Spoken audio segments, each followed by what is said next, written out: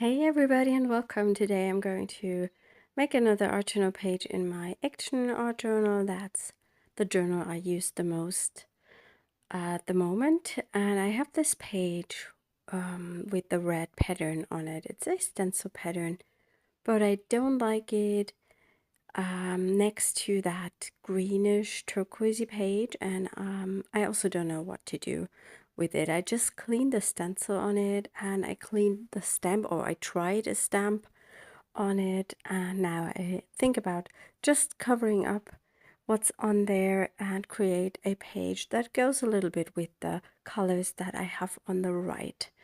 I think there is a tutorial available for the right side, so I try to link that up in the top right corner info box, and you can already see me arranging some of these handmade washi tapes that I also used in my last video and that I made for my members in the mixed media play tier last Saturday. So the washi tapes have quite a grungy texture, and I made this with the jelly plate and then I stamped over the top. I did already some other washi tapes in the past, and there are also video tutorials available on my channel. I'm using a gummed paper tape, which means that there is some kind of glue on the back which activates once you wet it. So I'm just going over with water and the glue gets activated, and then I stick the tape down. That's why I love that handmade washi tape. It's a super quick way to create a background, and you don't need then grab out a lot of stamps or mark making tools because you already have a lot of marks on the washi tape. And that's a good way to create something quickly if you don't have much time. You already have a lot of pattern on it. Yeah. I try to cover up most or all of the stencil pattern. Maybe if something is peeking through, I don't mind because it's kind of a contrasting color, but I don't plan it at this stage. I just stick down the papers and then I see, and the washi tape, and then I see where the background takes me. I'm also going to use some collage papers from my stash. As always, you will find a blog post linked up in the video description where you can have a look at the close-up image, and I'm also going to link up all the products I've been using. Well, I try to. Sometimes I forget things, but then just ask me in the comments. I will come back to you. Sometimes it takes a while, but I really love reading your comments, so please, if you like the video, give it a thumbs up and leave me a lovely comment.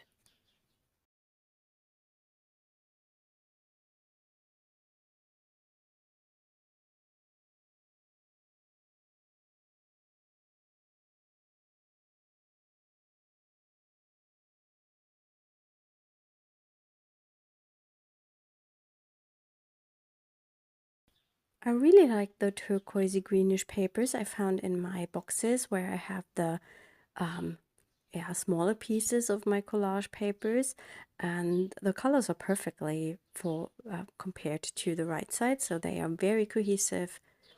And I think I'm going to adhere these papers with my glue stick, and I think I also then covered the whole page with a layer of clear gesso.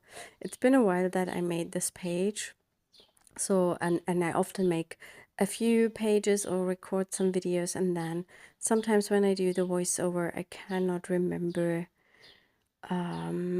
what I did on this page.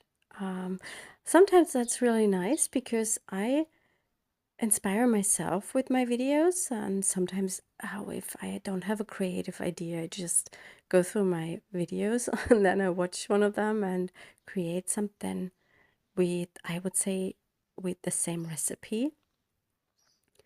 Yes, I'm using my glue stick, the Tombow glue stick. That's my go-to glue stick. I love it. And then I think I will cover it with a layer of clear gesso so I can work over the top with any kind of mediums. The journal I'm working in is the one I use all the time. It's from Action. There is no online shop, so if you have an Action store nearby you, go and grab that journal. It's wonderful. The paper is not the best, but you can always prime the pages, and the paper is very heavy, so that's what I like. And the best thing is the format, and that journal opens completely flat, and that's so nice to work in.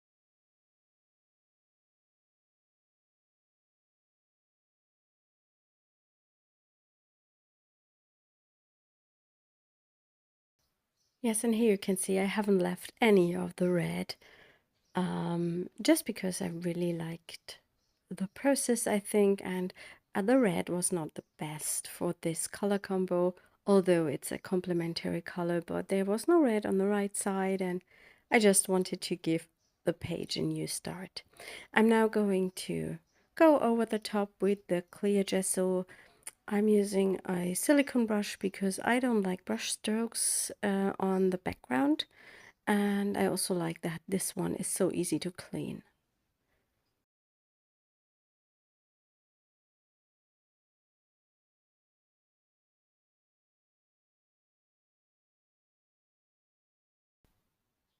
Once that layer of gesso has dried, I come in with some white. It's either gesso or acrylic paint, I can't remember. I just go in with my fingers and blend in. I think it's acrylic paint because I had this left over from another art journal page. And I just blend in the edges of the collage a little bit with that white paint, so everything bleeds into each other a little bit. Yeah, I feel that just brings everything together a little bit more. Of course, you can use white gesso. Maybe white gesso would be better. I'm using the Schminke Fluid Acrylic here. It's the artist grade paint, and it is very glossy. It will build kind of a resist against other watercolor mediums a bit, not 100%, but a little bit. So that might be quite interesting texture-wise for the background compared to gesso. Well, white gesso also is very smooth, and watercolors were completely different on white gesso than on the clear gesso. So you would also get quite a different look regarding the texture.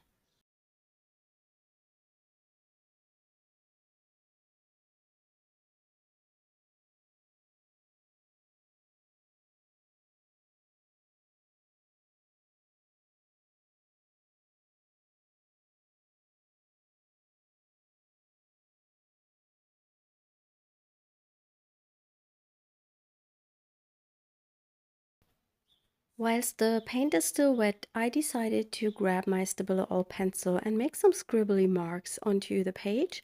I don't mind that I just move around the paint and that the paint sticks maybe to the pencil if I go through the very wet areas, because you can always sharpen your pencil, and the paint dried so quickly that that was not a big issue. I just make some random marks to bring in more depth and to bring in some darker spots. That's just plain on the page.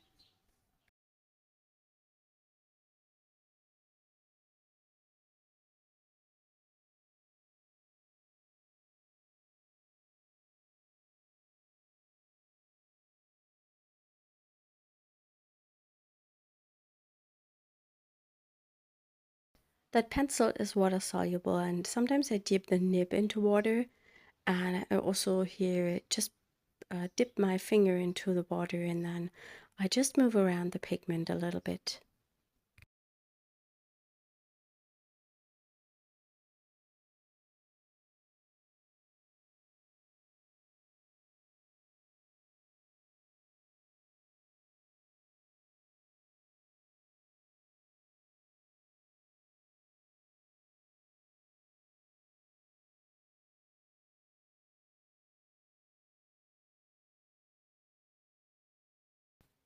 I let that background dry, and here I'm coming in with the Antelope Brown ink from, I think it's from De La Rowney, yes.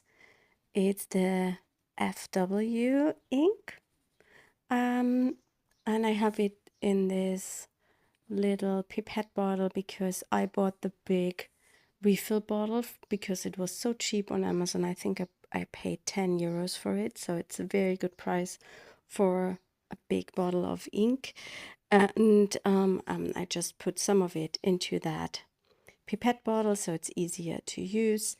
And I just use it with water and a big brush, and I let that move over my page. That gives it a completely different look, and I really like how much depth that technique adds.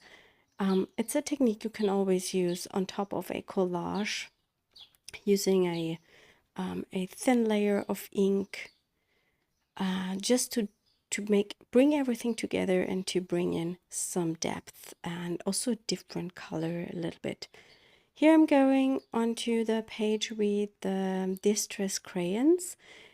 I really like scribbling into the wet areas with the crayons to bring in texture. And I think I didn't like that brown I've used, and then I tried one of the watercolor pencils, but that didn't work either. And I think then I'm going to pick another brown color, which worked much better. The best for this technique is the black soot, I feel, because it just bleeds the most if you scribble it into wet areas, and that gives a lovely grungy texture. I really like this technique if I need some grunginess on my background.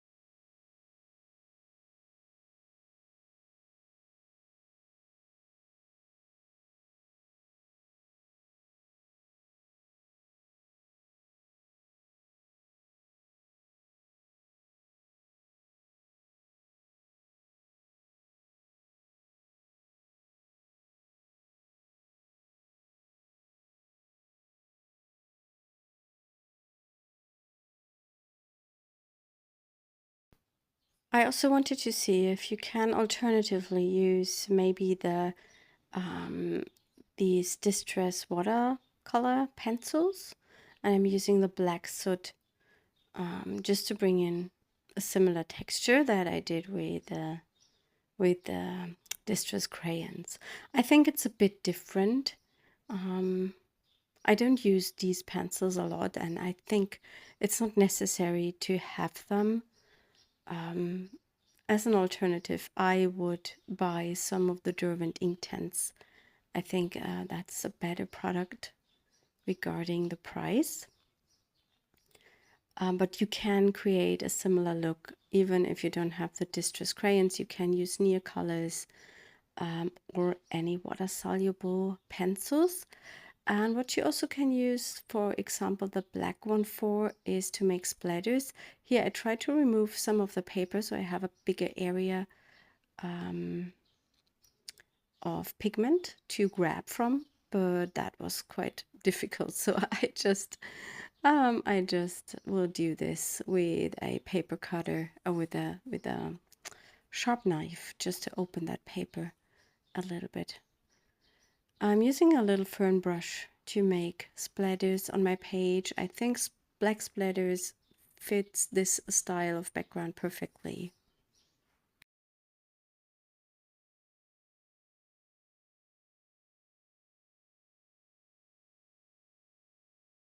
And for some white splatters, I'm using that art graph crayon. If you watch my videos regularly, you already have seen that. I'm sorry for the noise in the background. I have my windows open and I think the neighbor is driving. Is leaving. And that's a bit noisy. I hope you don't mind. I don't want to stand up and close my window because I'm pretty sure he will leave soon. It's so nice because this week our frogs came back and they started singing, and that's so nice. I love it. And the birds are singing a lot at the moment. The weather is nice, and I'm really looking forward to warmer weather and being outside a little bit more.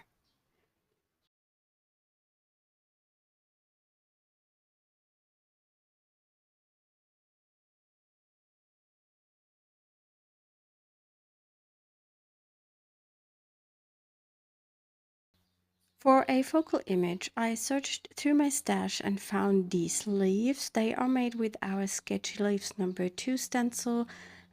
They are no longer available, and I have these tickets here. These are stamped to a mixed media paper, and then I colored them with distress ink and just make them wet and crinkled them a little bit. As always, I'm linking up the stamp sets I've been using to the video description, and we will have a new release hopefully in May, mid or end of May, and there will be some new Sketchy Leaves, one new Sketchy Leaves stencil. Here I try to arrange the images to the right side of the page because I really like the texture on the left and I didn't want to cover it up, but that layout does just not look good. So I'm going to change that. I'm taking photos of both of them. And here you can see I'm taking photos, and then I'm going to compare the layouts. And definitely the one on the left looks better, but unfortunately I have to cover up the lovely texture underneath. I'm using some wet glue to adhere the papers. Yeah, and I think that's all I'm doing to my page. I'm not sure if I've added a sentiment, but we will soon see when I show you the photos of the photo of the finished page. You will also find some close-up images over on the blog, and that will be linked up in the video description. And here you can see that I'm adding a sentiment. I just picked 2 words from our Mix a Sentiment stamp set. These were already stamped in the past, and I have a little box with all these leftover words, and often I try to grab from them. Yeah, and here is a photo of the finished spread. I hope you liked the video, and I hope you liked the page and you are a little bit inspired. I wish you a lovely Easter weekend, and hopefully we will see us next week. Bye!